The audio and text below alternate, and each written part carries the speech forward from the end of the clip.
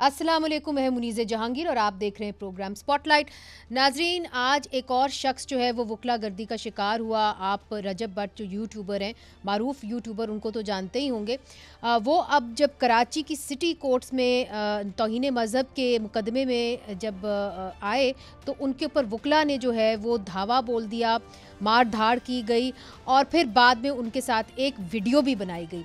नाज़रीन, दूसरी तरफ वज़ीर आला खैबर पख्तूनख्वा का जो दौरा पंजाब है वो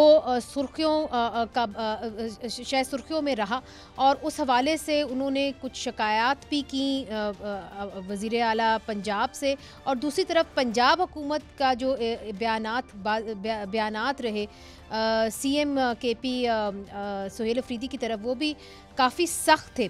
स्पीकर पंजाब असेंबली मलिक अहमद ख़ान ने क्या कहा उनके दौरे के हवाले से, आइए आपको दिखाते हैं।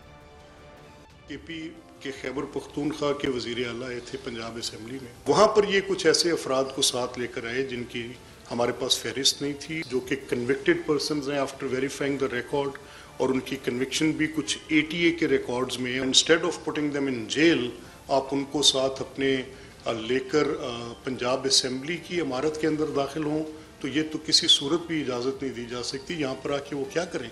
ये बिल्कुल ऐसे कोई मासी का वेड़ा थोड़ी है कि जिसका दिल करे उठे और उठा के वहाँ पे आके छलांगे मारता फिरे। नाजरीन, सुहेल अफरीदी साहब जो इस दौरे के दौरान जो है वो पीटीआई की जो क़यादत है जेल में, उनके घरों के अंदर भी वो गए और उनसे, उनकी फैमिली से उनकी मुलाकात हुई। फिर दूसरी तरफ हमने ये भी देखा कि उन्होंने जहाँ जलसा करने की कोशिश की वहाँ पे रुकावटों का सामना उनको करना पड़ा। तो उन्होंने, जैसे कि मैंने आपको बताया कि वज़ीर आला पंजाब को एक ख़त भी इस हवाले से लिखा है और उन्होंने अपने इस पंजाब के दौरे के बारे में क्या कहा है, आइए आपको वो भी दिखाते हैं।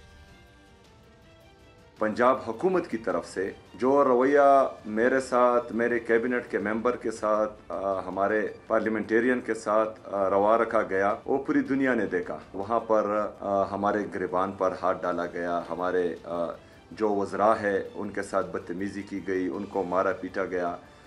जगह जगह पर हमारे लिए मार्केट्स बंद किए गए, जगह जगह पर जो है हमारे लिए लाइट्स बंद किए गए। तो एक जो इखलाकी पस्ती हमने देखी, जो जहनी पस्ती हमने देखी पंजाब हुकूमत की तरफ से, वो काबिल मज़म्मत भी है और काबिल तशवीश भी है। तो तशवीश इसलिए है कि इस वक्त ऐसा रवैया रखना इन लोगों की नज़र में या इन लोगों की सोच में पाकिस्तान में नफ़रत फैलाना है, और ये नफ़रतें जब बढ़ेंगी तो खुदा न ख्वास्ता पाकिस्तान का बहुत बड़ा नुकसान होगा। तो हम इसकी भरपूर अल्फाज में मज़म्मत करते हैं।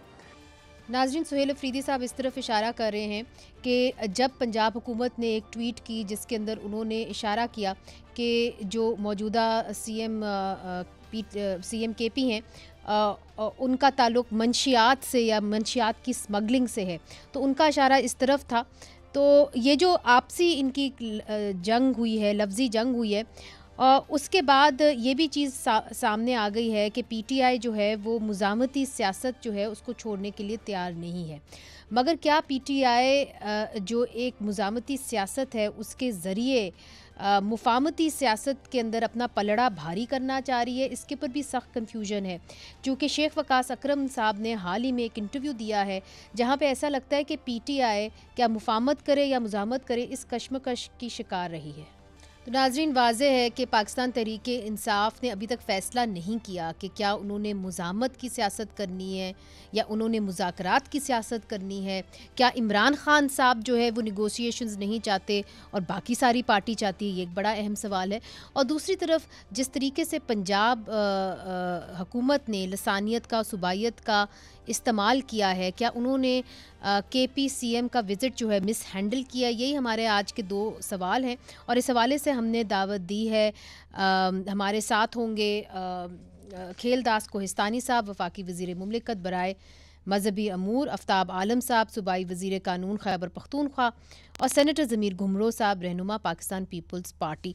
सबसे पहले घुमरो साहब, आपकी जानिब, चूँकि आप कराची में बैठे हुए हैं, आप भी वकील हैं, आपकी बरादरी से ताल्लुक़ रखने वाला ये सवाल है और वो यही है कि ये जो वकला गर्दी बढ़ती चली जा रही है, कोई भी मुल्ज़िम या मुद्दई अगर जाता है अदालत के अंदर तो उसके ऊपर इस तरह धावा बोल दिया जाता है तो लोग तो फिर सहमेंगे, डरेंगे अदालतों से। ये बिल्कुल अदालतों को फियर से जो है वो बालातर होना चाहिए। अगर लिटिगेंट्स को फियर है कि वो अदालत में अपना वकील एंगेज नहीं कर सके या अदालत में अपीयर नहीं हो सके, तो मेरे ख्याल में ये फेयर ट्रायल के भी खिलाफ है और लोगों के फंडामेंटल राइट्स के भी खिलाफ है। तो जो भी हो, मुलजिम जो भी हो और उसके खिलाफ कोई भी इल्जामात हों, तो उसको अपना वकील एंगेज करना और फियरलेस एनवायरनमेंट जो है वो प्रोवाइड करना कोर्ट प्रीमिसेस के अंदर, ताकि उनका मुकदमा जो है वो फेयर ट्रायल हो, उसको यकीनी बनाने की जिम्मेवारी बार की भी है और बेंच की भी है और मेरे ख्याल में हुकूमत की भी है, सबकी है, हम सबकी है, सोसाइटी की भी है। अगर कोर्टों से जो है वो आवाम डरेंगे, वहां जाने से इज्तनाब करेंगे और ऐसे वाकयात होंगे, तो मेरे ख्याल में ये बड़ा अफसोसनाक वाकया है। और कराची में तो इसकी कम इंक्वायरी मामले ऐसे कराएगी होते सूबाई हैं। हुकूमत? मेरे ख्याल में पाकिस्तान बार और सिंध बार काउंसिल जो है वो रेगुलेट करते हैं बार एसोसिएशंस को और कोर्ट के उसको, और उनका जो कांटेक्ट होता है वो बेंच से भी होता है। तो मेरे ख्याल में वो इफेक्टिव जो है वो फोरम है। तो मेरे ख्याल में बार ने नोटिस ले लिया है और ये मामला जो है वो पूरे सिंध में जो है वो काफी हो गया है कि उसको लोग कंडेम भी कर रहे हैं और कह रहे हैं कि फेयर ट्रायल कैसे पॉसिबल होगा अगर जो है वो किसी भी लिटिगेंट को, क्योंकि वो तो ट्रायल जी, फेस कर रहा जी, है, कोई भी लिटिगेंट है, जी। तो उसको तो ये फेयर ट्रायल के खिलाफ, ये तो फंडामेंटल राइट्स के खिलाफ है। तो फिर तो कौन कोर्ट आएगा? अगर आपको पहले ही हमारे यहाँ इंप्रेशन है कि जी। थाना जो है वो सिक्योरिटी का सिंबल होता है, वही फियर, उसको भी फियर का सिंबल फेयर नहीं का बनाया सिंबल जाए बना दें तो लोग तो डरेंगे। लोग आफ्ताब आलम डरेंगे। साहब जी, आप चूंकि लॉ मिनिस्टर हैं, कानून से आपका ताल्लुक है, तो रूल ऑफ लॉ की बात हमेशा वकला करते हैं, तो जब वो हाथापाई पे उतर आएंगे, और हमने ये भी देखा है कि तौहीन मज़हब का इल्ज़ाम आप किसी के ऊपर भी लगा दें, फिर उसके साथ आप जो मर्ज़ी आप चाहे करें, तो ये जो नया रुझान है, ख़ास तौर पे आपके सूबे में तो हमने देखा था कि कैसे मशल खान का क्या हाल हुआ। आप क्या कहेंगे? आप लॉ मिनिस्टर है एक सूबे के। देखिए मुनीज़ा साहिबा, इसमें इस तरह है, एक तो बहुत शुक्रिया आपका। इसमें इस तरह है कि देखें, हम तो शुरू दिन से हमारी पार्टी का भी यही स्टांस है और बैसियत एक वकील के मैं बिल्कुल इसके ऊपर कायल हूँ कि स्टेट जो है, स्टेट अपना जब फ़र्ज़ जो है वो अदा नहीं करती, जब स्टेट ऐसी अमेंडमेंट्स करती हैं, ऐसी कानून साजियाँ करती हैं जिसको वो आइन की सुपरवीसी, कानून की बालादस्ती जो है उसको रौंदा जाता है, तो फिर वहाँ पे मुआशरे जो हैं वो कानून अपने हाथ में लेते हैं। और ऐन इसी तरह पाकिस्तान में भी ये सब कुछ हो रहा है, और अब से नहीं हो रहा, काफ़ी अरसे से हो रहा है, और ये बड़ा अनफॉर्चुनेट है। मैं यही समझता हूँ कि ये जो भी है, स्टेट से कोई भी बालातर नहीं है, और इसमें स्टेट को जो है रोल अदा करना चाहिए और ड्यू प्रोसेस के किस तहत किस्म जो का है, रोल अदा करना अगर चाहिए? फर्ज चूंकि किया घुमरो एक साहब तो बंदे कह रहे हैं कि जी वहाँ पे जो लॉ बॉडीज़ हैं, जिस तरह के पाकिस्तान बार काउंसिल है जो रेगुलेट करती है मामलात को, उनको इसके ऊपर एक्शन लेना चाहिए। इसके अंदर जो वहाँ की हुकूमत है, मुकामी हुकूमत पाकिस्तान पीपल्स पार्टी की, वो कैसे एक्शन ले सकती है? ज़ाहिरी बात है, मैं तो ये समझता हूँ कि देखें, वकला बरादरी है, जो भी है, कोई भी कानून से बालातर नहीं है, लेकिन यही है कि देखिए, जब कानून के रखवाले, मेरा मतलब है हुकूमत, जो कि एडमिनिस्ट्रेशन है, एग्जीक्यूटिव है, अगर वो अपनी लाचारगी का, बेबसी का इजहार इस तरीके से करेगी कि एक बार कौंसल जो है वो इस मामले को डील करेंगे, तो मेरे ख्याल में ये बड़ा अनफॉर्चुनेट है। और ये पार्टिकुलर वाक़या नहीं है, जनरली मैं बात करना चाहूँगा कि देखिए, लोग तभी मायूस हो जाते हैं आपके अदालती निज़ाम से, आपके सिस्टम से, कि आपका सिस्टम डिलीवर नहीं कर पा रहा। ठीक है, ये जो आपने बात कही है ना जी, ये आपने बड़ी अहम बात की है। मैं चाहूँगी क्विक रिस्पांस ले लूँ आफ्ताब आलम साहब, घुमरो साहब से, फिर खेलदास कोहिस्तानी साहब से भी अहम सवाल करना है। घुमरो साहब, ये जो आफ्ताब आलम साहब ने कहा कि आप एक तरह से अपनी लाचारगी का एक्सप्रेस कर देते हैं, तो आपको ये नहीं करना चाहिए, इसलिए चूंकि वहाँ पे पाकिस्तान बार काउंसिल जो है वो तो मातहत है ना किसी भी हुकूमत के, तो क्या पाकिस्तान बार काउंसिल तक ये मामला छोड़ देना चाहिए, वकला गर्दी अगर कहीं भी होती है? नहीं, इसमें दो इश्यूज होते हैं ना। एक तो जो है वो अगर अफेंस हुआ है तो उसमें जो है वो गवर्नमेंट का रोल आता है। अगर जनरल बात है कि क्योंकि कोर्ट्स को, वकला की बॉडीज को, वकला को जो है वो रेगुलेट करती है पाकिस्तान बार काउंसिल और सिंध बार काउंसिल। वो अभी अभी उनके इलेक्शंस हुए हैं, अभी उनके वाइस चेयरमैन भी मुंतखब नहीं हुए हैं, तो वो ही उससे गवर्नमेंट से लिएजान में होते हैं। जैसे एडवोकेट जनरल जो है वो सिंध बार जी काउंसिल के चेयरमैन होते हैं, attorney general of Pakistan Pakistan bar council के चेयरमैन होते हैं। तो उसी लिएजान से जो है वो चलते हैं कि अगर कोई ऑफेंस हुआ है जी। तो वो हरकत में आ जाते हैं। एडवोकेट जनरल भी गवर्नमेंट का मगर होता इस है केस के और अंदर अटॉर्नी सर, जनरल। जो आज केस हुआ है, इस केस के अंदर किसको हरकत में आना चाहिए? क्या आप सिंध हुकूमत को आना चाहिए हरकत में? मेरे ख्याल में पहले तो बार काउंसिल्स को हरकत में आना चाहिए, फिर बार काउंसिल को, एसोसिएशंस को कॉन्फिडेंस लेना चाहिए। ऑफेंस हुआ है तो फिर वो गवर्नमेंट भी जो है वो एक्टिवेट हो जाती है, क्योंकि गवर्नमेंट को उनको मतलब किया जाता है कि ये ऑफेंस हुआ है। एडवोकेट जनरल और अटॉर्नी जनरल दोनों जो है वो सिंध बार काउंसिल और पाकिस्तान बार काउंसिल, प्रोविंशियल बार काउंसिल्स के वो चेयरमैन होते हैं। ठीक है। तो इसी तरीके से जो है वो मसले को टेकअप किया जाता है। मेरे ख्याल में टेकअप किया गया है और रिपोर्ट भी हुई है। और ये वाकयात जो लाहौर में जी भी काफी वाकयात होते हैं, ये तो सिंध में जी बड़ा अनोखा बात पहली मरतबा हुआ है। लेकिन जो है वो इस पर जो है वो नोटिस ले लिया गया है और इसका तदारक होगा। जी, ज़रूर आपने दुरुस्त कहा कि लाहौर में तो ये आए दिन वाक़यात भी होते हैं, इसमें कोई शक की बात नहीं है कि ये वाक़यात होते हैं।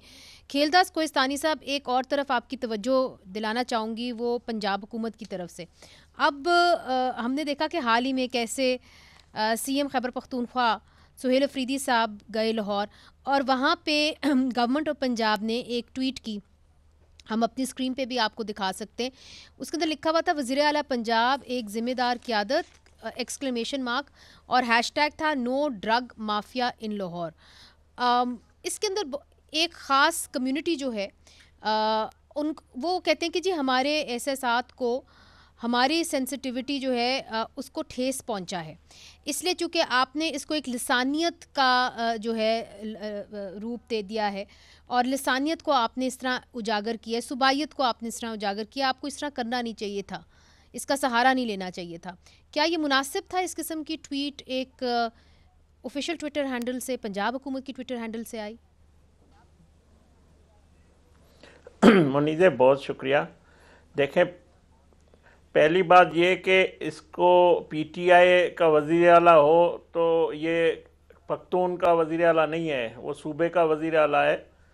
और पख्तून की नुमाइंदगी सिर्फ पीटीआई के पास भी नहीं है। इसको एथनिक मामले से जोड़ना मैं समझता हूँ दुरुस्त बात नहीं है। पीएमएल-एन की भी मैंडेट है केपीके में, उनके एमपीएस भी हैं, एमएनए हैं, और हमारे कैबिनेट के मेंबर भी केपीके से हैं। तो पख्तून हो, सिंधी हो, पंजाबी हो, हम सब पाकिस्तानी, बलोच हो, महाजर हो, इस पे अगर सियासी कोई इख्तलाफ राय है तो उसको इससे ज़बान से नहीं जोड़ना चाहिए किसी। तो सर इसको फिर किस जुमरे में देखना तो चाहिए? नो ड्रग माफिया इन लाहौर, और नीचे वज़ीर आला सुहेल अफरीदी साहब की तस्वीर भी डाली गई है, गवर्नमेंट ऑफ पंजाब के ट्विटर हैंडल से ये ट्वीट शाया की गई है, इसको फिर किस जुमरे में देखना चाहिए? देखें, ये नफ़रत की सियासत, ये तफरीक की सियासत, ये गाली गलोच, ये कफन बांध कर मरेंगे मारेंगे, ये शिद्दत पसंदी, ये तंग नज़री, ये सारी पीटीआई की पैदा कर जमात की है। और ये नफ़रतों की सियासत, ये नफ़रत अंगेज़ी, ये सारी इस जमात का और इनकी लीडरशिप, और इन्होंने जो आके पार्लियामेंट के अंदर वहाँ पंजाब असम्बली में किया।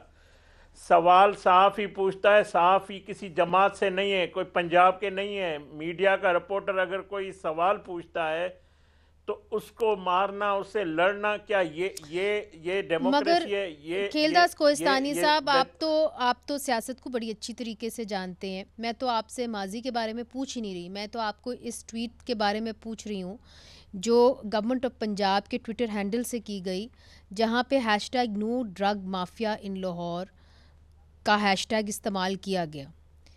ये जो ट्वीट की गई, क्या ये मुनासिब थी उस दिन जिस दिन सीएम केपीके लाहौर का दौरा कर रहे हैं? क्या किसी पे अगर मुकदमा है किसी पे ड्रग का, या किसी पे कोई माजी में उसका ताल्लुक रहा है, तो उसको जोड़ा जा सकता है इसमें। अच्छा, मगर रवैया इन्होंने ये पैदा किया है। तो किसका माजी में ड्रग का एक हिस्ट्री रही है? जाहिर किसी की होगी, इसीलिए मना किया हुआ। ये मेरे कहने का मकसद ये है कि ये जो ट्वीट की गई, इसका कोई पस मंज़र तो होगा ना जी। #No Drug Mafia in Lahore, तो क्या पस मंज़र है इसका, या what did you hope to achieve with this? ये कि लाहौर, ये लाहौर और पेशावर का झगड़ा नहीं है, पहली बात ये ना। तो फिर झगड़ा किसका है? किसी शख्स पे मुकदमा है, मंशियात का है, किसी कोई इसका जो इस्तेमाल करता है या कोई इसका कारोबार करता है, तो वो उस हवाले से ये बात की गई है, मगर इसको आप उनसे सूबों से, ज़बानों से ना जोड़ें। अच्छा, कोई मंशियात का कारोबार करता है, ये कौन है जो मंशियात का कारोबार करता है? जिस पे पर्चे कटे हुए हैं और आप निकाल लें किस पे पर्चा किया हुआ है माजी में। सर, आप एक वफाकी वज़ीर हैं, आप बता दीजिए ना, चूँकि ट्वीट तो आपकी पार्टी ने किया है, मेरी पार्टी ने तो नहीं किया। नहीं, मैं वही कह रहा हूँ कि किसी शख्स पे FIR है या कोई किसी का ताल्लुक रहा है इस कारोबार से, तो उसको पुकारा सकता है, इसमें क्या फ़र्क पड़ता है? जी, आफ्ताब आलम साहब। जी, बस देख लें आप सवाल क्या कर रही हैं, जवाब क्या मिलता है कि PTI ने शुरू किया, फलाना किया, ढिमकाना किया। नहीं, मगर तो वो ये बड़ा भी कह रहे अफसोस होता है, हैं, देखिए वो ये भी कह रहे हैं कि ये एक, आप इसको लिसानियत से मत जोड़ें, वो ये भी कह रहे हैं।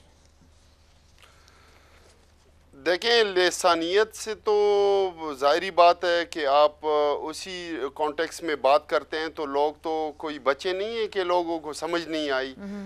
देखें, इनका वतीरा रहा है, आप इस पार्टी की बुनियाद आप देख लें, जाग पंजाबी जाग किसने आवाज़ लगाई थी इस सूबाइयत के ऊपर। बाकी मामलात में आप देख लें, पीपल पार्टी के साथ इन लोगों ने क्या किया। शुरुआत तो इन्होंने बहुत पहले की है, जब पाकिस्तान तहरीक इंसाफ वजूद में भी नहीं आई थी, और इन्हीं की गंदी सियासत की बदौलत जो है पाकिस्तान तहरीक इंसाफ इनकी ज़िद में जो है वो वजूद में आई थी। हालांकि ख़ान साहब को क्या ज़रूरत थी सियासत करने की, उनका तो फेम भी था, हर कुछ था। जहाँ तक बात रही चीफ मिनिस्टर साहब के साथ इनका जो रवैया था उनके पूरे ट्रिप में जी। और जिस तरह इन्होंने बताया कि, या आपने अहमद खान साहब जो इनके जाली स्पीकर साहब हैं उनका जो वीडियो प्ले किया, तो मैं ये समझता हूँ कि देखिए उनको क्या ज़रूरत थी हमारे लोगों को कि वहाँ पे दकम पेल करें, लेकिन उन्होंने एक सोचे समझे मंसूबे के तहत, तज़ीकाना रवैये के तहत जो है ये सारा कुछ किया। और ये प्लान था, ये प्री प्लान था सारा कुछ। जिस तरह मोटरवे के जो क़याम ताम जो हैं वो बंद किए गए, जो आपके इंटरचेंज के रोड्स थे वो बंद किए गए, जिस तरह पूरा लाहौर बंद किया गया, इवन फूड स्ट्रीट तक बंद किया गया, जिस तरह इन्होंने सोशल मीडिया कैंपेन चलाई या ट्विटर हैंडल के ऊपर इन्होंने ऑफिशियल हैशटैग के ऊपर क्या कुछ चलाया, तो मैं समझता हूँ देखें CM साहब जिस ज़िले से ताल्लुक़ रखते हैं तो ज़िले की आबादी कम बेश 14 लाख की है जी।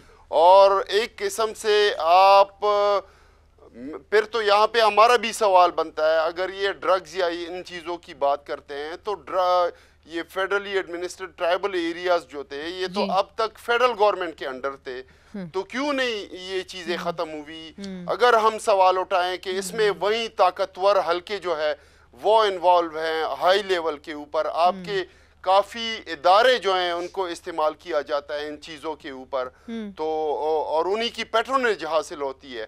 और अब जब एक आम मिडिल क्लास का चीफ मिनिस्टर साहब जो हैं वो इनसे हजम नहीं हो रहा और पहले दिन से उनके खिलाफ जो है मुख्तलिफ किस्म के प्रोपेगंडे और बकवासियात जो है इन्होंने चले ये इनसे पूछ लेते सिर्फ और सिर्फ इसलिए कि वो इनको एक्सेप्टेबल नहीं है या इनसे मैनेज नहीं हो। अच्छा, ये जो आपने तो मैं समझता हूँ कि जानी लोग हैं, मैं आफ्ताब साहब आपने जो पॉइंट उठाया है उनका शुक्रिया भी अदा करना चाहते हैं। सर ये आपकी तोपों का रुख इसलिए खेलदास कोहिस्तानी की तरफ नहीं होना चाहिए क्योंकि खेलदास साहब का जो ताल्लुक है वो सिंध से है, तो ये भी कहना होगा कि ये एक फ्रेंडली तौर पे, एक फ्रेंडली पार्टिसिपेंट के तौर पे शो में आए हुए हैं।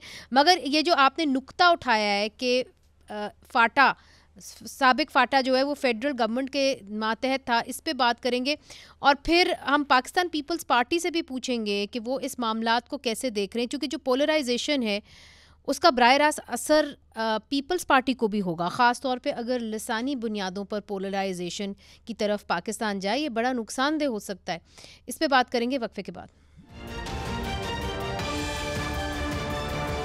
वेलकम बैक नाजरीन। ज़मीर घुमरो साहब, जो बात पहले ब्रेक से हो रही थी लसानियत के हवाले से, और जो हमने देखा कि खैबर पख्तूनख्वा के वज़ीर आला को एक रिसेप्शन मिली पंजाब के अंदर, फिर उसके ऊपर अभी खेलदास कोहिस्तानी साहब भी कुछ कहना चाह रहे थे। आपसे पहले जानने की कोशिश करेंगे, आप इस मामले को कैसे देख रहे हैं कि अगर एक सीएम जाते हैं दूसरे सूबे के अंदर और उनको प्रोविंशियल असेंबली के अंदर उनके एंटुराज को अंदर आने नहीं दिया जाता या धक्कम पेल होती है, तो एक तरफ से हुकूमत ये कह रही है कि जी वो ऐसे लोग लेके आए और उनके सफ़ों में ऐसे लोग थे जिनके ऊपर एंटी टेररिज्म एक्ट के पर्चे थे और वो कुछ भी कर सकते थे, यरगमाल भी बना सकते थे, यहाँ तक कह दिया गया। और तो दूसरी तरफ से वो ये कहते हैं कि जी हमें आपने किस किस्म की रिसेप्शन दी, हम तो सिर्फ वहाँ पे बातचीत करने आए थे अपनी ऑपोजिशन मेंबरान से। मेरे ख्याल में ये पहले तो बड़ा अनफॉर्चुनेट है, ये नौबत नहीं आनी चाहिए, क्योंकि और जो ट्विटर हैंडल से पंजाब गवर्नमेंट से जो स्टेटमेंट चला है वो भी रिस्पॉन्सिबल स्टेटमेंट नहीं है, क्योंकि पाकिस्तान के आइन के आर्टिकल 33 में ये लिखा हुआ है कि state shall discourage racial and ethnic prejudices among the citizens. और ये वैसे भी कोई रेशियल और कोई एथनिक स्टेटमेंट होता है वो फेडरेशन के लिए बड़ा सेंसिटिव होता है, क्योंकि हमारे पहले ही ताल्लुकात जो है वो सूबों के दरमियान, क्योंकि सूबों के दरमियान जो डिस्प्यूट है उसका डिस्प्यूट रेजोल्यूशन फोरम था, वो सुप्रीम कोर्ट था कि कोई भी सूबा अगर डिस्प्यूट में होगा दूसरे से तो वो सुप्रीम कोर्ट में जो है वो करेगा। लेकिन गुज़श्ता 52 ईयर्स से कोई सूबा जो है वो सुप्रीम कोर्ट में नहीं लाया था, इस वजह से 27th अमेंडमेंट करनी पड़ी। तो ये जो धक्कम पेल है ये तो बड़ा एजाज होता है कि कोई किसी सूबे का चीफ मिनिस्टर जो है वो दूसरी असेंबली में आ जाए, लेकिन उनकी तरफ से भी जो है वो रिस्पॉन्सिबल बिहेवियर नहीं था और उनकी तरफ से भी जो है वो कोई खबर देनी थी, खबर बनानी थी। तो मेरे ख्याल में ये दोनों का रिस्पॉन्सिबल स्टेटमेंट नहीं है, क्योंकि फेडरेशन में जो है, हमारी फेडरेशन में पहले ही जो है सूबों के दरमियान 10 इयर्स रिलेशनशिप है, उसमें बड़ा मुहतात होना पड़ता है कि आप अपने जो है वो इवन डिमांड्स को जो है इस तरीके से फार्मुलेट करते हैं कि आप नॉन रेशियल और नॉन एथनिक टर्म्स में करते हैं ताकि कोई दूसरा सूबा जो है वो अफेंड नहीं हो। तो मेरे ख्याल में इससे इज्तनाब करना चाहिए। और पाकिस्तान के कॉन्स्टिट्यूशन में आर्टिकल 33 में ये लिखा हुआ है कि रिस्पॉन्सिबिलिटी है स्टेट की, स्टेट में प्रोविंशियल गवर्नमेंट भी आ जाती है, फेडरल गवर्नमेंट भी आ जाती है कि वो रेशियल और एथनिक प्रेजुडिसेस को सिटीजन्स के दरमियान वो डिस्करेज करेगी स्टेट। और इंटरनेशनल क्राइम भी है रेसिज्म, तो रोम इंस्टीट्यूट में। तो मेरे ख्याल में ये रिस्पॉन्सिबल बिहेवियर नहीं है और इसको जो है वो एनकरेज नहीं करना चाहिए। जी खेलदास कोहिस्तानी साहब, चूँकि आपकी हुकूमत है सेंटर के अंदर, फिर आपकी हुकूमत है पंजाब में, पाकिस्तान का सबसे बड़ा सूबा है, सबसे ताकतवर सूबा है, आप लोगों को एक अगर वो आ जाते लाहौर और आप उनका अच्छी तरह खैर मकदम करते, आप उनको बात करने देते जिससे भी उन्होंने करनी है, तो वो एक आपकी तरफ से एक अच्छा इंप्रेशन जाता, बजाय इसके कि आप जगह जगह इनके लिए रुकावटें खड़े करते। फिर अगर लोग कम आने थे तो वैसे ही उन्होंने कम आना था, वो दूध का दूध और पानी का पानी हो जाता। मुनीज़े देखें, पहली बात उनको पंजाब में आराम से आने दिया गया है, कोई रास्ते में रुकावट नहीं थी और इनके वीडियोस फुटेज इनके ट्विटर अकाउंट पे मौजूद है कि किस तरह वो एंटरटेनमेंट करके आए थे।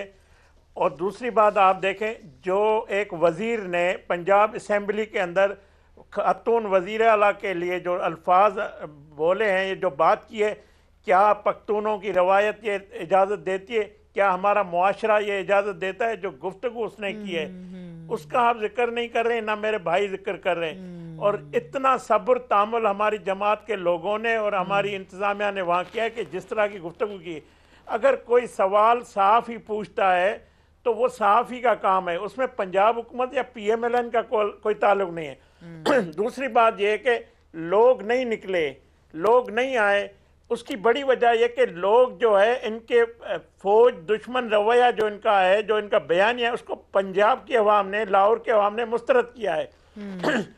लाहौर की अवाम नहीं निकली, पंजाब की अवाम नहीं निकली, उसमें PMLN का कसूर नहीं है। अच्छा खेलदास साहब, ये जो बात, ये जो मंशियात के हवाले से बात की जा रही है, तो उन्होंने कहा है कि देखिए फाटा जो इलाका रहा कई अरसे तक फेडरल गवर्नमेंट के मातहत रहा, तो अगर वहाँ पे मंशियात का कारोबार हो रहा था तो फिर फेडरल गवर्नमेंट की जिम्मेदारी है ना, हमारे पास तो अब आया है।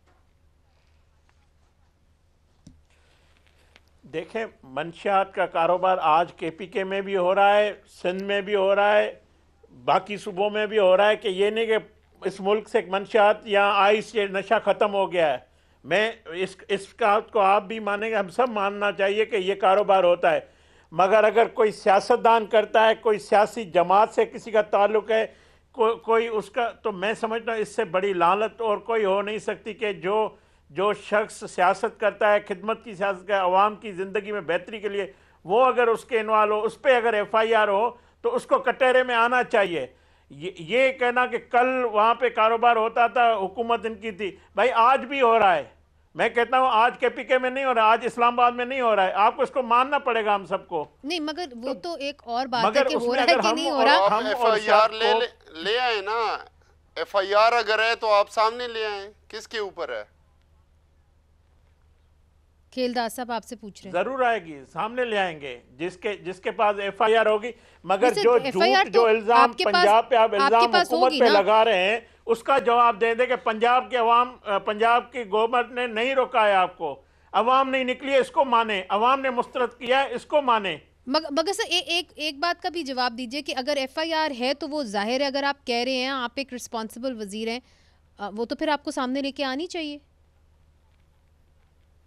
मैं जरूर ले आऊंगा आपको अगले प्रोग्राम में, जिस सियासतदान पे KPK में हो या कहीं पे भी हो, मैं ले आऊंगा आपके पास। हम जी आफ्ताब आलम साहब, वो जो एक जो अहम नुक्ता खेलदास कोहिस्तानी साहब ने उठाया है कि और घुमरो साहब ने कहा, आइन को कोट किया, तो उसके अंदर तो आप डिस्क्रिमिनेशन जेंडर की बुनियाद पे भी नहीं आपको करनी चाहिए, मगर जब आप सियासतदान, ख़ासतौर पे मर्द सियासतदान आपस में लड़ते हैं तो माजरत के साथ जो है आप हमेशा ख़वातीन को ही घसीटते हैं, गालियाँ भी आपकी ख़वातीन वाली ही होती हैं।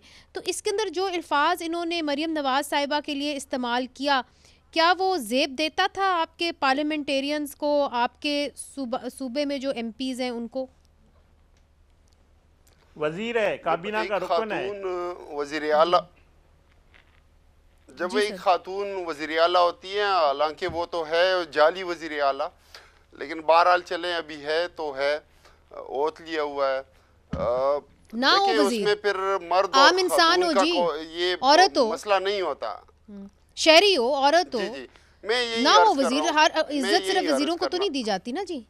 जी बिल्कुल बिल्कुल जी, बिल्कुल नहीं होना चाहिए, लेकिन आप देखें, आप प्रोवोकेशन देख लें किस तरीके से तज़हीक की गई, पहले मोटरवे के ऊपर, इंटरचेंज के ऊपर, फिर क़याम ताम के ऊपर, फिर वहाँ पे अंदर जो है बिल्कुल ब्लैकआउट किया, हर लेवल के ऊपर रुकावटें खड़ी की गई, लोगों को जलील किया गया, उनको पकड़ा गया, बल्कि 2-3 दिनों से पहले से पकड़ दकड़ जो है वो लोगों को उठाया गया, वहाँ पे जो PTI की लोकल लीडरशिप इवन है, और उसके बाद जो असम्बली में हुआ आपके सामने, उनकी उसकी फुटेज सबके सामने, जिस तरीके से लोगों को जलील किया जी, गया, वो हमने देखा। आफ्ताब साहब, चूंकि आप एक वकील भी हैं, एक लेटर आपने लिखा है मरीम नवाज साहिबा को, चीफ मिनिस्टर पंजाब सुहेल अफरीदी साहब ने लिखा है, उसके आखिर में आपने लिखा है, दिस लेटर में be treated as a formal record of objection reserve for any future institutional legal और inter governmental reference deemed necessary. तो ये ख़त तक ही महदूद रहेगा या आप कानूनी चाराजोई इस हवाले से करने का सोच रहे हैं? देखिए, इस मुल्क में कानून जो है उस नाम की तो कोई चीज़ है नहीं, ना अदालतें वो रही, ना अदालतों को इन्होंने मैनेज किया, उससे भी हमें कोई उम्मीद नहीं है, लेकिन ये सिर्फ़ और सिर्फ एहतजाज था और रिकॉर्ड के हद के ऊपर था कि हम इसको एटलीस्ट रिकॉर्ड के ऊपर लाएं कि किसी ज़माने में जो बाद में तारीख़ लिखी जाएगी तो लोग पढ़ेंगे, लिखेंगे कि इस तरह का एक बड़ा सूबा था, जो बड़ा भाई था, वहाँ पे किस तरीके से, हालांकि पंजाब के लोग बड़े शानदार लोग हैं, वो खान साहब के साथ खड़े हैं, वो इस इनकलाब में खड़े हैं, हम उनका शुक्रिया अदा भी करना चाहते हैं, जिस तरीके से उन्होंने हमारे चीफ मिनिस्टर साहब की मेहमान नवाजी की, उनका इस्तकबाल किया, उनको जो है इस फस्तैयत के दौर में बावजूद इसके कि उनको उनके साथ क्या कुछ किया गया, लेकिन सिर्फ ये रिकॉर्ड पे लाना था जी। अच्छा, ये रिकॉर्ड पे आप बात लाना चाह रहे थे सेनेटर घुमरो साहब, आपने तो माजी में भी देखा है, आपकी पार्टी जो है उसने, मैं कह सकती हूँ कि उन्होंने कभी लिसानियत के ऊपर जो है ज़्यादा बड़े स्टेटमेंट्स नहीं दिए, मगर ये मामला कहाँ जा सकता है इसका आपको अंदाज़ा शायद हो। ख़ास तौर पे 1971 की वॉर भी मुझे याद आती है कि उसके अंदर भी हालात जो है वो इस तरीके से कशीदा हुए थे। तो ये किसी भी मुल्क के लिए ये एक अच्छी बात नहीं है। मगर अब सवाल ये उठता है कि इस पोलराइजेशन को कम करने के लिए पाकिस्तान पीपल्स पार्टी क्या रोल अदा कर सकती है? एक वक्त था जब आपने कहा था कि आप रोल अदा कर सकते हैं, क्या रोल अदा कर सकते हैं आप? देखिए, हमारे चेयरमैन बिलावल भुट्टो ज़रदारी ने 27 दिसंबर को जो है वो बड़े अजीम शान जलसे में जो होता है हमारा जो है वो एनुअली बेनज़ीर साहब की शहादत में, उसने क्लियर कहा कि देखिए, हमारा तो ये है कि हमारी लीडरशिप ने यही कहा था कि डायलॉग जो है वो उसको जो है वो आगे बढ़ाना चाहिए और रिकंसिलिएशन में हम बिल्कुल बिलीव करते हैं और रिकंसिलिएशन के लिए तमाम पार्टीज को रेस्पॉन्सिबल होना पड़ता है। और इस वजह से हमारे सदर ने भी शुरू में ही जब पहले जो है वो खिताब में पार्लियामेंट को कहा था कि political parties should step back 2 steps और वो उनको आगे आकर आपस में डायलॉग करना चाहिए। ये 26 अमेंडमेंट में भी पीटीआई ने डायलॉग में हिस्सा लिया था, लेकिन मौलाना फजल रहमान पर ये जिम्मेवारी लगाई थी।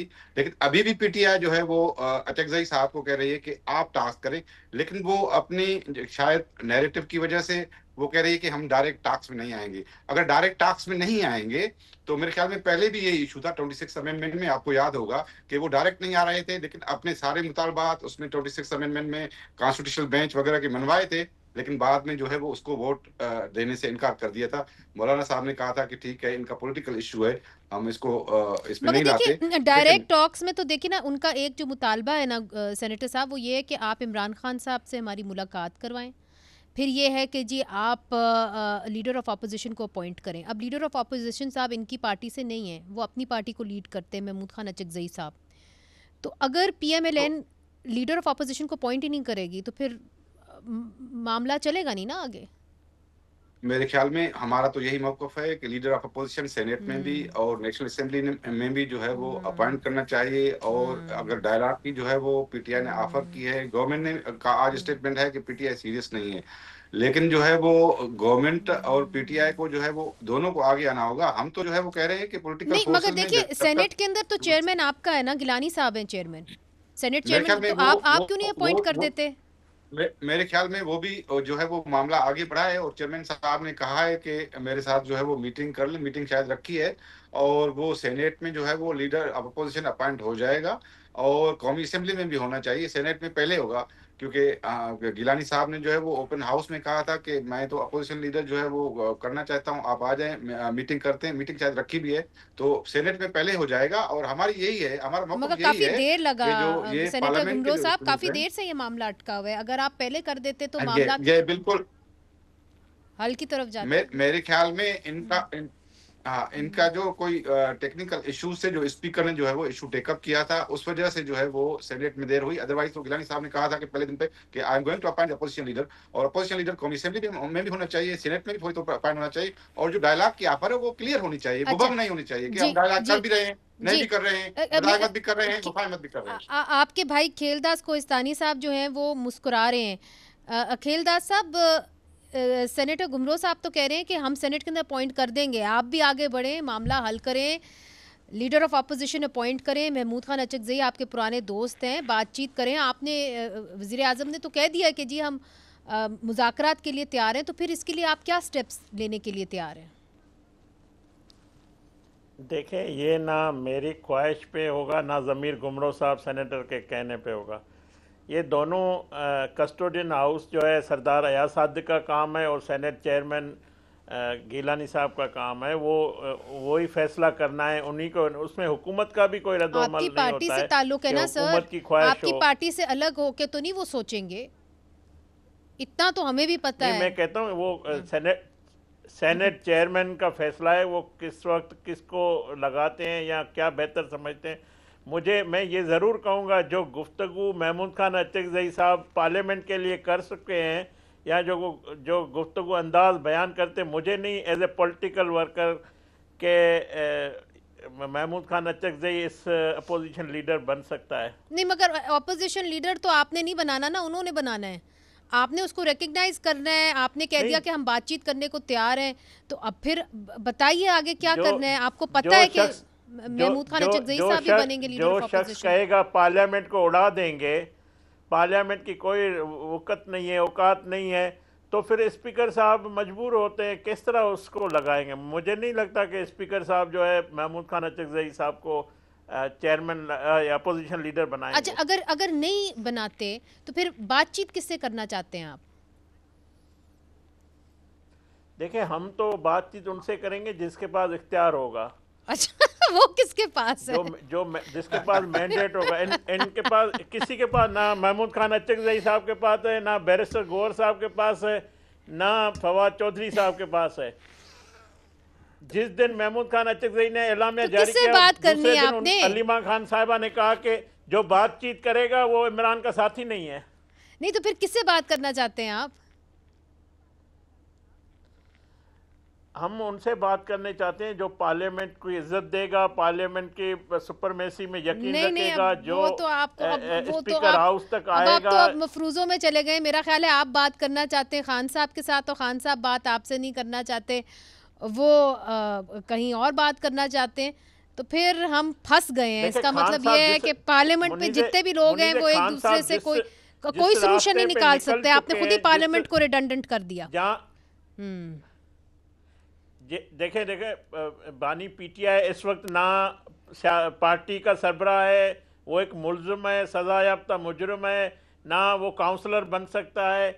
और जिस रास्ते पे वो तो उसके निकल पास चुका है ना, जिस रास्ते पे वो खड़ा है, तो उससे बात नहीं होगी। जिस रास्ते पे वो खड़ा है, जो बात वो कर रहा है, उससे हम बात नहीं करेंगे।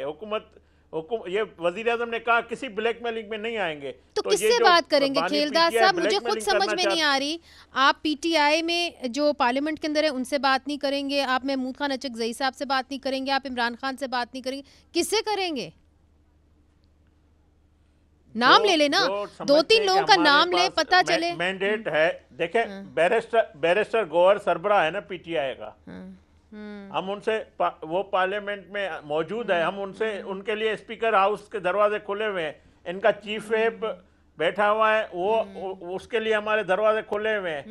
पार्लियामेंट्रियन बैठे हुए हैं, हम बातचीत करने के लिए, हम बात करने का फोरम जो है, जगह जो है, वो स्पीकर हाउस है। ठीक है। अच्छा, now I have got an answer out of you. ये इस बात को आगे लेके चलते हैं कि अगर मुज़ाकरात होने हैं तो वो किसके दरमियान होंगे? सब बाइख्तियार लोगों से बातचीत करने के लिए एक तरह से बेताब हैं, मगर वो सारे लोग जो हैं वो पार्लियामेंट से बाहर हैं। तो फिर बातचीत कैसे होगी, नतीजा खेज कैसे होगी, इस पे बात करेंगे वक्फे के बाद। वेलकम बैक नाजरीन। ब्रेक से पहले वफाकी वज़ीर मुमलिकत बराए मजहबी अमूर खेलदास कोहिस्तानी साहब ने कहा कि अगर हम मुज़ाकरात करेंगे तो हम महमूद खान अचकज़ई साहब जो लीडर ऑफ अपोजिशन नामज़द किए गए हैं उनसे नहीं करने को तैयार, हम करेंगे बैरिस्टर गौहर से, हम करेंगे चीफ व्हिप आमिर डोगर साहब से।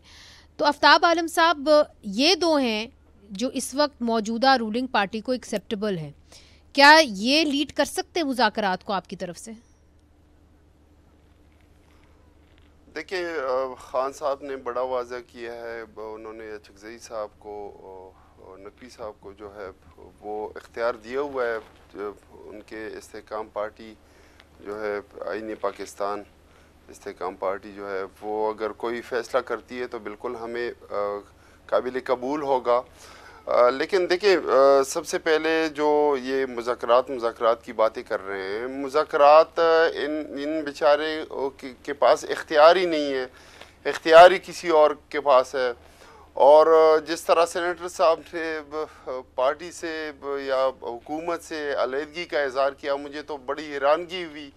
हालांकि सदर इनके बैठे हुए हैं, वो इसी हुकूमत के बनाए हुए हैं। इसी तरह इनके सेनेट के चेयरमैन देख लें, बाकी ये शरीक जुर्म हैं, शुरू से करते आ रहे हैं, सारा कुछ इनका ही है। और जिस तरह इन्होंने अपोजिशन लीडर की अपॉइंटमेंट की बात की, तो मुझे बड़ा अफसोस हुआ कि फ़लाने ने ये स्टेटमेंट दिया था तो इसलिए वो नहीं हो सकता।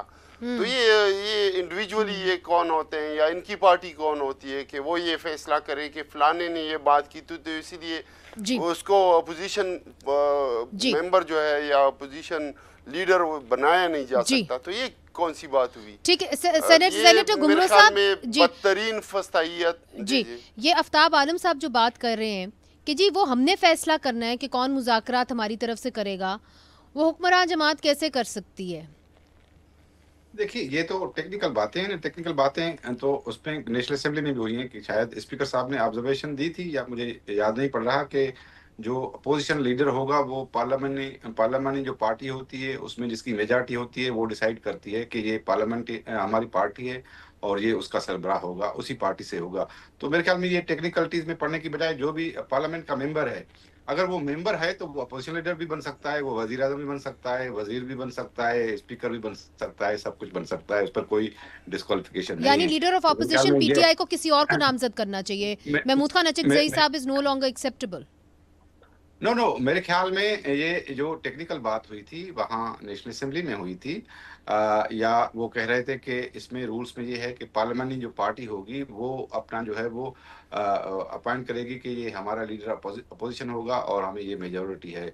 तो इस हवाले से वो बातें चल रही थी, क्योंकि हमारे यहाँ हाउस में बिजनेस एडवाइजरी कमेटी होती है, सभी तमाम पार्लियामेंट्री जो लीडर्स होते हैं उसकी मीटिंग जो है होती है स्पीकर के साथ और सेनेट चेयरमैन के साथ, तो उसमें ही जो है ये इश्यूज आते हैं और उसमें ये रूल्स की बात कर रहे थे कि इसमें ये टेक्निक। लेकिन अपार्ट फ्रॉम टेक्निकलिटीज मैं तो कहता हूं कि जो भी पार्लियामेंट का मेंबर है वो अपोजिशन लीडर भी बन सकता है, वो स्पीकर भी बन सकता है, सेनेट का चेयरमैन भी बन सकता है, कोई भी इसमें कोई इसमें दो राय नहीं है। लेकिन है कि आप अगर टास्क करना चाहते हैं गवर्नमेंट और अपोजिशन, तो उसके लिए जो है ना वो कहते हैं कि इनको मैंडेट नहीं है। जो पीटीआई की टीम आ रही है, पीटीआई कह रही है कि गवर्नमेंट को जो है वो पावर्स नहीं है। तो इसमें पहले तो टास्क के लिए माहौल बनाना पड़ता है ना, कि भाई ये मुल्क में जो है ये माहौल बनाए। नहीं, माहौल के लिए देखिए सेनेटर साहब, आप एक वकील हैं, क्या आपको लगता है कि इनको इजाज़त देनी चाहिए कि इमरान खान साहब के साथ मुलाकात हो जाए, फैमिली की, वकला की? बिल्कुल वकला की, होनी चाहिए। की हमने तो बार बार कहा है कि भाई आप तो है, ये सिंपल मामला है कि गुज़िश्ता तीन महीने में आप जो है वो लोगों को दे दें स्टेटमेंट के गुज़िश्ता 3 महीने में आपने कितनी मुलाकात कराई है। अच्छा, खेलदास कोहिस्तानी साहब, आपने माहौल बनाना है, कहते हैं सेनेटर ज़मीर घुमरो साहब, अगर आपने माहौल बनाना है तो पहला नुक्ता तो ये है कि आप खान साहब से मुलाकात कराएं। माहौल बनाने के लिए हुकूमत ने इमरान खान की बहन जो उज़मा साहबा है उसको इजाज़त दी। साहबा, पहला नुक्ता ये भी है मुलाकात, लेकिन जी मैं कुछ जेल मैन्यूअल के तहत ये नई बातें मुलाकात तो जरूरी है, तकरीरें की जाती है। अच्छा ठीक है, मैं आपके तो वो जो अंडरस्टैंडिंग हुई थी इनसे जो अंडरस्टैंडिंग हुई थी उसकी इन्होंने खिलाफ वर्जी की। तो अब जेल मैन्यूअल के तहत कोई भी आप मुझे बताएं, जो अलीमा बीबी बाहर आकर कहती रही, इसी तरह उज़मा ने कहा, तो हुकूमत अब ये कानून में इजाज़त नहीं देता है और ना ये जेल मैन्यूअल इजाज़त देता है कि हम इनकी मुलाकात करवाएं। ठीक है, पहले इन्होंने वी गेट योर आंसर, तो हुकूमत के जी we get your answer. Aftab Alam साहब, आपने सुन लिया खेलदास कोहिस्तानी की बात। उन्होंने कहा कि जी हमारे साथ आपका ये अंडरस्टैंडिंग थी कि जब आप जाएंगे तो आप बाहर आके इस तरह की स्टेटमेंट्स नहीं देंगे, मगर उनकी बहन जो हैं इमरान खान साहब की, नौरीन साहिबा, वो अंदर गई और उन्होंने इस तरह की स्टेटमेंट्स दी जिससे फिर से इंतशार फैला। वो ये कहते हैं, उनका बयान है। देखिए ये कौन होते हैं कि किसी के ऊपर कदगन लगाते हैं कि आपने ये बात करनी है, आपने ये बात नहीं करनी। वो पॉलिटिकल लीडर हैं, वो उसकी इतनी बड़ी पार्टी है, वो खामखा में पार्टी को भी डायरेक्शंस भी देंगे, सब कुछ होगा। जिस तरीके से ये बौखलाहट का शिकार हैं, हर लेवल इन्होंने पार किया, इंशाल्लाह तारीख़ इनको बड़े सुनहरे अल्फाज में याद करेगी। और जहाँ तक सेनेटर साहब ने कहा, बिल्कुल मैं इनकी बात को सेकेंड करता हूँ कि आप अगर ये मुज़ाकरात, ये ड्रामा रचा रहे हैं, अगर इस चीज़ों में मुखलिस हैं, पहले तो इनके पास बेचारों के पास कोई इख्तियार ही नहीं है जी, इख्तियार किसी और के पास है। नहीं ठीक तो, है, कंडीशन क्या है? वो उनके सामने कोई बात भी नहीं कर सकते, इनकी जुर्रत भी नहीं हो सकती। जहाँ तक ताल्लुक है खान साहब की, तो जेके खान साहब का मुतालबा यही है, मुलाकात तो बड़ी छोटी चीज़ है, चले वो भी हम बर्दाश्त कर लेंगे, हालांकि जो कुछ ये कर रहे हैं वो बड़ा अफसोसनाक है। लेकिन देखिए हमारा पॉइंट नंबर 1 ये है कि जो इलेक्शन इन्होंने चुराया है उस इलेक्शन को ये रिस्टोर करें, ये कौम से माफ़ी मांगे, ठीक है, उनकी फ्री एंड फेयर इंक्वायरी कराएं। जो हल्के इन्होंने बोंडे अंदाजों से हमसे चुराए हैं, वफाकी हुकूमत भी हमारी है, मैंडेट हमें मिला है 2/3 मेजोरिटी, पंजाब हुकूमत भी हमें मिला है और ज़्यादातर सिंध गवर्नमेंट भी इंशाल्लाह वो हम मेजोरिटी से बना सकते थे। तो ये बड़ी बदकिस्मती है और मैं खान साहब ने तो पहले से अच्छा सर, मुझे इसके ऊपर चूंकि मेरे पास वक्त कम है, मैं सेनेटर ज़मीर घुमरो साहब से इसका आपने जो बात कही है उसका रिएक्शन लेना चाहती हूँ, क्योंकि हाल ही में बिलावल भुट्टो जरदारी साहब ने एक तकरीर की और उन्होंने कहा है कि जो अब इलेक्शन हो गए सो हो गए, अब इलेक्शन कमीशन के अंदर जो है वो इलेक्शन कमीशन के अंदर जो है हमें करना पड़ेगा। I am sorry there was a sound glitch, but election commission के अंदर हमें जो है वो रिफॉर्म्स करने होंगे। तो किस किस्म के रिफॉर्म्स आप चाह रहे हैं? मेरे ख्याल में कि 2017 में भी इलेक्शन लॉ में रिफॉर्म्स हुए थे फेयर एंड फ्री इलेक्शन कराने के लिए, लेकिन वो भी नाकाफी थे। और अभी जो बिलावल साहब ने स्टेटमेंट दिया है वो इसी हवाले से दिया है कि सबसे बड़ा पॉलिटिकल पार्टीज का जो इशू है, जो कंसेंसस बन सकता है जिस इशू पर फ्री एंड फेयर इलेक्शंस कैसे हों और वो इलेक्शन रिफॉर्म्स कैसे लाया जाए। 2017 में जो हमने रिफॉर्म्स लाए थे सारी पार्टीज उसमें इकट्ठी थी, सारी पार्टीज, तो वो भी अगर जो है वो रिक्वायर्ड नहीं है जिससे जो है वो आप फेयर एंड फ्री सिस्टम को जो है इंश्योर बना सके, तो ये कंसेंसस वाला इशू है। इस पर हमें और पीटीआई की तरफ से भी ये आया था कि ये one of the main issues है कि इलेक्शन जो है वो कैसे फ्री एंड फेयर बनाया जाए और इसके लिए आप एक कमेटी बना दें।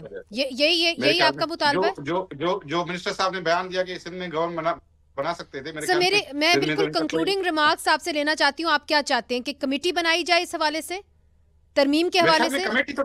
कमेटी तो टास्क के लिए बिल्कुल बनेगी, उनकी तरफ से मेरे ख्याल में पीटीआई की तरफ से भी बनेगी, गवर्नमेंट की तरफ से भी बनेगी और सारी पॉलिटिकल पार्टीज की बनेगी। मेरे ख्याल सारी पॉलिटिकल पार्टीज जैसे आपने देखा था 26 अमेंडमेंट में। Sir thank you very much. मेरा ख्याल है कि आप तीनों का बहुत बहुत शुक्रिया। एक पॉइंट ऑफ कंसेंसस ज़मीर घुमरो साहब ने बताया कि हो सकता है, और वो ये है कि कंसेंसस हो सकता है कि इलेक्शन कमीशन के हवाले से या इलेक्शंस की तरामीम के हवाले से एक कमेटी बनाई जाए ताकि सारी पॉलिटिकल पार्टीज़ उसके अंदर जो है शामिल हों और अपनी राय जो है वहाँ पे इजहार करें और उसके ज़रिए मेरा ख्याल है कि एक पॉइंट ऑफ कंसेंसस शुरू हो सकता है तमाम सियासी जमातों के लिए। मगर इस वक्त पोलराइजेशन जो है वो अपने अरूज के ऊपर है।